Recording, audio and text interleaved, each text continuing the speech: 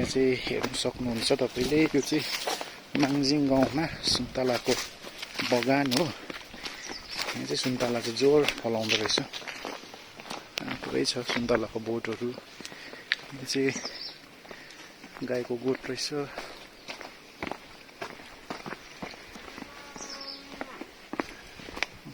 सुन्तलाको बगान रहेछ यहाँ चाहिँ। हिँड्ने फुटपाथ छ गाउँको। बाटो मुनि पनि सुन्तलै छ। गाईहरू पनि रहेछ।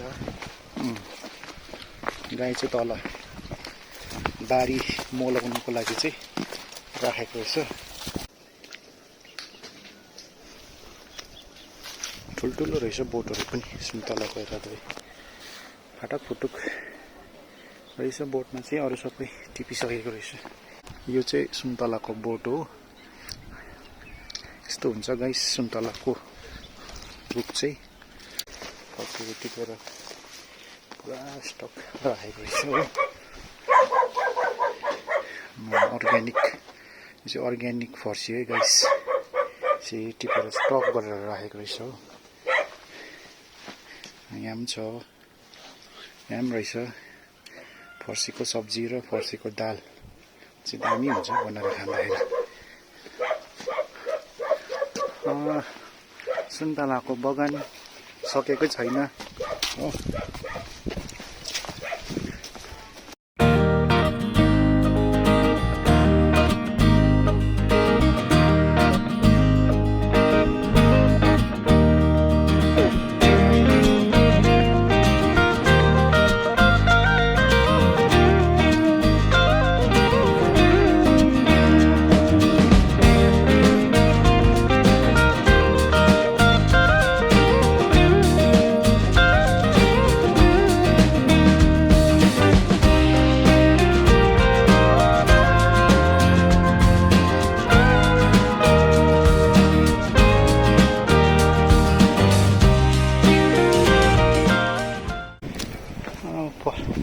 परतिर चाहिँ तपाईको पानी साँझको रुखहरू रोपेको रहेछ। अलि बाक्लो रोपेको रहेछ। त्यसलाई अलिकति थिनिङ गर्नुपर्ने रहेछ यो पानी साँझको प्लान्टेसन। अब फेरि ओह्रालो ओह्रालो जानुपर्छ। अझै आइपुगेकै छैन हाम्रो काम गर्ने जग्गा। तलै फेदमै भन्दै थियो। यो घर चाहिँ पहिरो आएर, यहाँनिर ठुलो पहिरो आएर चाहिँ ल आउँदैछु छोडेको रहेछ। यहाँ कोही बस्दैन रहेछ। त्यही कारणले पो होला यो बारीहरू पनि छोडेको होला। अनि सबै झार जङ्गलले सबै ओगटेको रहेछ। यस्तो घरहरू चाहिँ अब छोडेर मान्छेहरू अर्कै ठाउँमा सिफ्ट गरेको छ अरे। ठुलो पहिरो आएको थियो अरे नि यता परातिर। अब लगभग हामी आइपुग्न आँट्यौँ। अब चाहिँ हामी जङ्गलभित्र पस्यौँ हो। अब रेफरेन्स पोइन्ट खोज्नुपर्ने छ। खोजेर चाहिँ त्यहाँदेखि हाम्रो काम सुरु हुने छ।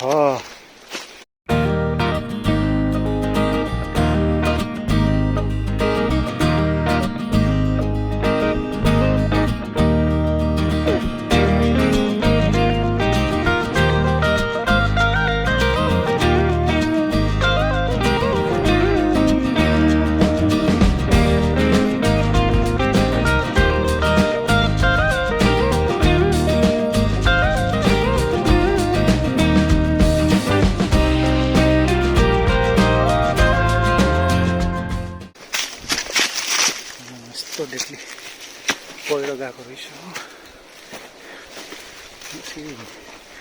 पहिरोबाटै हिँड्नुपर्छ। ओ तल पुग्छ। यहाँदेखि चाहिँ जिप्टी गयो भने चाहिँ तल यस्तो पहिरो भिर पाखरा छ। जङ्गलमा चाहिँ अब यस्तै बाटोहरू भेटिन्छ।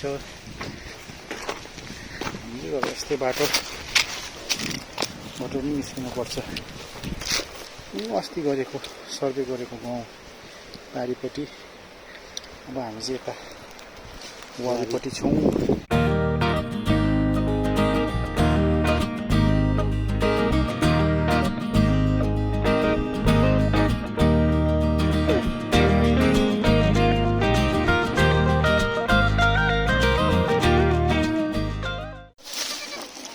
हामी चाहिँ हामी तल जानेछु तल खोलाको डिलमा बाटो चाहिँ यस्तो ओह्रालै ओह्रालो छ हो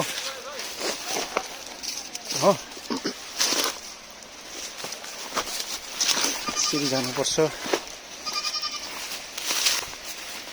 ओह्रालै ओह्रालो छ चिप्ले भने चाहिँ अब गयो तल पल्टिँदै गइन्छ एकदम ब्यालेन्स प्रकारले हिँड्नुपर्छ ओह्रालो हिँड्दाखेरि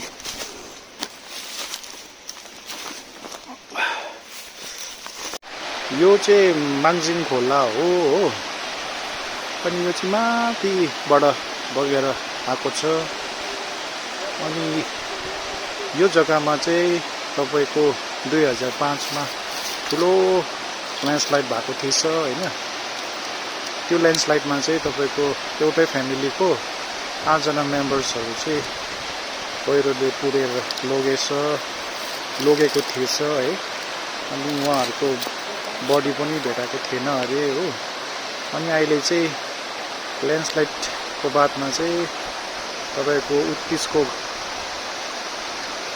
उत्तिसको घाडी यहाँनिर आएको छ है